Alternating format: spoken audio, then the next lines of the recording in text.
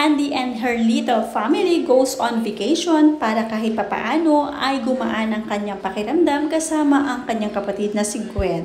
Alam niya na nakabantay lamang si Nanay Jacqueline para sa kanila.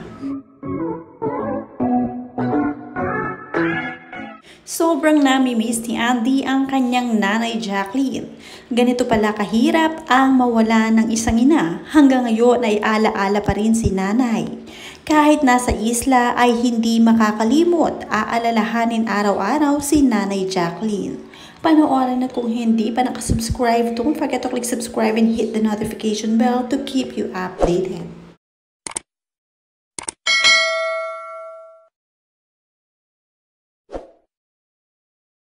Sa isang post ni Andy sa kanyang social media account, larawan ng kanyang nanay noong siya ay bata pa kung saan hindi na maibabalik ang ganitong tagpo ay hinahanap-hanap niya.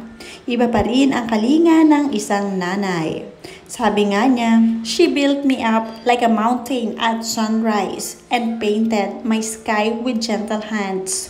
And when she told me I could be anything, I believed her because I saw how much I could grow with even a little of her light." Kahit nasa isla ay kinakailangan pa rin niya ng space at bakasyon para kahit papaano ay marelax ang kanyang isip. Kasama ng mga bata at ni Philmar ay nagpunta sila sa isang bakasyonan sa Siargao kung saan tahimik, may swimming pool at sila lamang ang naroon. Kabukiran ang lugar ng kanilang pinuntahan. Tuwang-tuwa naman sina Lilo at Kowa sa kanilang vacation house kung saan nakaka-relax ang swimming pool at sabay-sabay silang nagsuswim ng kanyang Mommy Andy at Papa Philmar.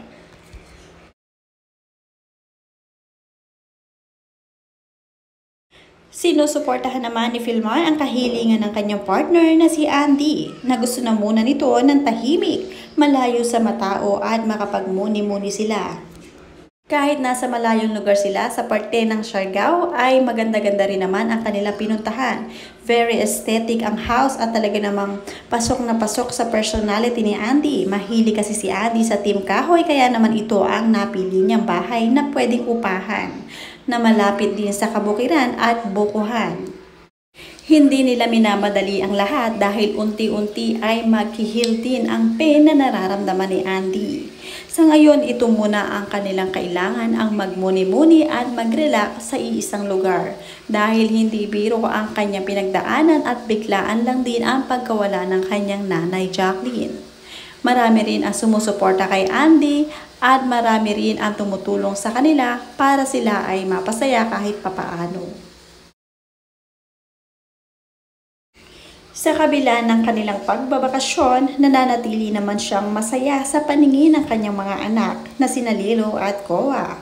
Pinipilit na maging okay at ayaw niyang maramdaman ng mga bata na siya ay sobrang nalulungkot deep inside. Samantala dahil mga bata pa nga itong si Lilo at Kowa ay hindi masyadong dinidibdib ang pagkawala ng kanilang lola Nanay Jacqueline. Pero minsan ay nababanggit ni Lilo ang pangalan ng kanyang nanay. Nanay ang kanyang tawag kay Lola Jacqueline. Okay naman ang lagay ni Lilo at Kowa. Masasayang mga bata at manang-mana sa kanilang Papa Philmar. Very jolly talaga. Isa rin sa sobrang nakakamiss kay Nanay Jacqueline at hindi talaga makalimot ay si Gardo Versosa. Marami-rami silang pinagsamahan ni Nanay Jacqueline kaya naman day by day hindi makalimot at talagang nagpo-post sa kanyang social media account. Sabi nga niya, "I'm sure alam mo na ang mga kaganapan, Abe." Abe kasi ang tawagan ni Gardo Versosa at Jacqueline Jose. At katawa-tawa, diba? Pang-canes ang mga performances. Miss kita, Abe. Pag pinayagan ka ni Ama, dalaw ka lang sa akin anytime. Dami kong blind items sa iyo, hehehe, love you, Abe. Musta sa mga nanay natin, I'm sure. Sarap ng kwentuhan nyo dyan, miss you, at Jacqueline Jose. Isa rin sa sobrang nagmamahal kay Nanay Jacqueline na hindi makalimot ay ang kanyang mahal na pamangkin na pinsan naman ni Andy. Sabi nga na, "To most people, you are Jacqueline Jose. To me, you are Ninang, my tita, my third mom." Growing up calling you Ninang because all the ates were so used to calling you that even though your only goddaughter was Ate Abby, we just came as a package. You stood as our godmom since day one from Ate Abby, Ate Ana, Ate Angge, Ate Arian, Kuya Boyito, and to myself. My auntie that would brush and braid my hair while watching CNN. I was your doll whenever I stay with you, and you will bring me to your errands, especially grocery shopping. I will always remember the okra incident. To this day, I still don't eat okra, haha. My third mom, you were angry at the doctors when my mom gave birth in the hospital because they put her to sleep. You were there for me, and you were there for my mom. I will forever be grateful for you, and you took a big piece of my heart with you. Rest well, be free from pain. Fly high, Ninang, I will miss you so much.